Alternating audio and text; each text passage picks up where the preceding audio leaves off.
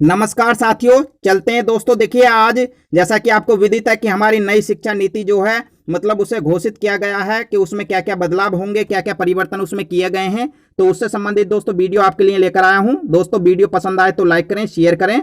दोस्तों चलते हैं। देखिए 34 साल में सबसे बड़ा शिक्षा में बदलाव किया गया है, यानी ये शिक्षा नीति जो 34 साल के बाद परिवर्तित हुई है या बदली है। तो दोस्तों देखिए चलते हैं कि इसमें क्या क्या परिवर्तन किया गया। मानव संसाधन विकास मंत्रालय का नाम अब होगा शिक्षा मंत्रालय, यानी पहले इसका जो नाम था मानव संसाधन मंत्रालय था, लेकिन अब क्या हो जाएगा, शिक्षा मंत्रालय हो जाएगा। इसमें दोस्तों देखिए कई सारे ऐसे परिवर्तन किए गए हैं, जैसे नई शिक्षा नीति के लिए 2.5 लाख ग्राम पंचायतों से सुझाव मांगा गया, 6,600 ब्लॉकों से और 600 क्षेत्र जिलों से सलाह ली गई है। यानी ये अभी तक किसी भी मुद्दे पर ली गई सबसे बड़ी सलाह या राय है। इसमें क्या है दोस्तों, देखिए जो नई शिक्षा नीति है यानी 2020 नई शिक्षा नीति के तहत सरकारी, निजी, डीम्ड सभी संस्थानों के जो रूल्स हैं वो सभी समान होंगे। जो नियम है बिल्कुल सेम रहेंगे, चाहे वो सरकारी हो या गैर सरकारी हो। ठीक है, ऐसा पहले नहीं था, नई शिक्षा के तहत ऐसा होगा। अब से पहले सभी सरकारी और गैर सरकारी कॉलेजों के जो नियम थे वो अलग अलग थे, लेकिन अब सभी के समान होंगे। नई शिक्षा के नियम लगभग 2024 तक लागू होने के आसार हैं, यानी ये सरकार का मानना है कि 2024 तक इन्हें मतलब लागू कर दिया जाएगा। नई शिक्षा में अग्रलिखित नियमों को जोड़ा गया। जो इसके मोस्ट बदलाव किए गए हैं, देखिए प्रमुख बिंदु मैं आपके लिए लाया हूं। 5वीं कक्षा तक छात्रों को मातृभाषा, स्थानीय भाषा और राष्ट्रभाषा में ही पढ़ाया जाएगा। बाकी विषय चाहे वो अंग्रेजी ही क्यों ना हो, एक सब्जेक्ट के रूप में रखी जाएगी, लेकिन पहले ऐसा नहीं था।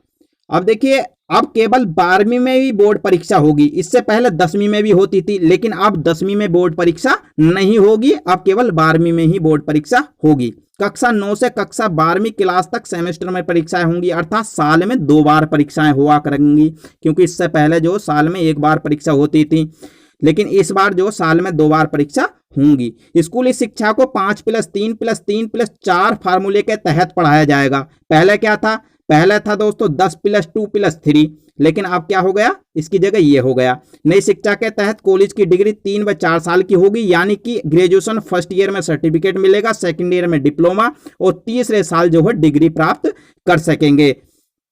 अब देखिए 3 साल की डिग्री उन छात्रों के लिए है जिन्होंने हायर एजुकेशन नहीं लेना है। वह हायर एजुकेशन करने वाले छात्रों को 4 साल की डिग्री करनी होगी, और 4 साल की डिग्री करने वाले स्टूडेंट्स 1 साल में एमए भी कर सकते हैं।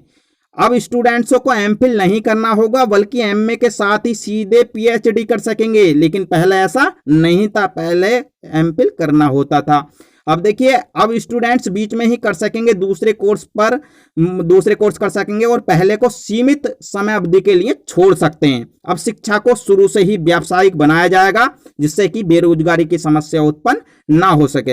हायर एजुकेशन में भी कई सुधार किए गए हैं। सुधारों में ग्रेडेड एकेडमिक, एडमिनिस्ट्रेटिव और फाइनेंशियल ऑटोनॉमी आदि शामिल हैं। इसके अलावा क्षेत्रीय भाषाओं में ई कोर्स शुरू किए जाएंगे, वर्चुअल लैब्स विकसित किए जाएंगे और नेशनल एजुकेशन साइंटिफिक फॉर्म भी विकसित किया जाएगा। स्टूडेंट्स को विषय चुनने की पूरी आज़ादी होगी, अर्थात जिसे वो चाहे वो ले सकता है और जिसे वो चाहे छोड़ भी सकता है। ये इसमें नई शिक्षा में परिवर्तन किया गया। नई शिक्षा नीति 2020 के 5 आधार स्तंभ में क्या क्या है, ये सब तक पहुंच, यानी जितने भी बच्चे उनके माता पिता सब तक पहुंच, भागीदारी, गुणवत्ता युक्त शिक्षा, सस्ती शिक्षा और जवाबदेही, ये इसके 5 स्तंभ हैं।